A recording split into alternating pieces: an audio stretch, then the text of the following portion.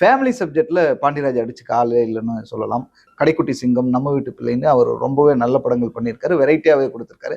அதுல இன்னொரு ஸ்டெப் மேல போய் இது இன்னொரு வித்தியாசமான ஒரு படத்தை கொடுத்திருக்காரு அப்படின்னே சொல்லலாம். எப்பவுமே பாண்டியராஜ் கிட்ட ஒரு முக்கியமான ஸ்பெஷலான ஒரு விஷயம் இருக்கும். ஒரு விஷயத்தை எடுத்துட்டோம்னா அதை எந்த அளவுக்கு டெப்தா கொடுக்க முடியும் அப்படின்றதுல அடிச்சுக்க முடியாது. அந்த விதத்துல இதுல நிறைய கேரக்டர் ஆர்டிஸ்ட் இருக்காங்க. அவங்க எல்லாருக்குமே வேலை கொடுத்திருக்காங்க. வழக்கமா கே.எஸ். ரவிக்குமார் படங்கள், ஹரி படங்கள்ல தான் இவ்வளவு பெரிய ஒரு நட்சத்திர பட்டாளங்கள் இருக்கும். அதற்கு அடுத்தபடியா பாண்டியராஜ் படத்துல இதுல பெரிய நட்சத்திர பட்டாளம் இருக்கு. சொல்ல போனா கடைக்குட்டி சிங்கத்தை தாண்டி இந்த படத்துல நிறைய நட்சத்திர பட்டங்கள் நடிச்சிருக்காங்க.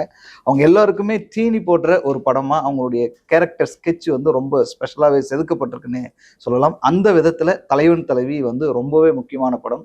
ஒரு யங் கப்புலா இருக்கட்டும், அல்லது ஒரு திருமணமாய் ஒரு 10 வருடங்கள் 15 வருடங்கள் ஆனவங்களா இருக்கட்டும், யாருமே ஈஸியா வந்து இந்த படத்துல ரிலேட் பண்ணிக்க முடியும். அந்த விதத்துல இந்த படம் வந்து நிஜமாவே குடும்பங்கள் கொண்டாடக்கூடிய ஒரு வெற்றி படமாக இந்த வருஷத்துடைய பிளாக் பஸ்டர் ஹிட் அடிக்கக்கூடிய ஒரு கமர்ஷியல் படமா இருக்க போகுது.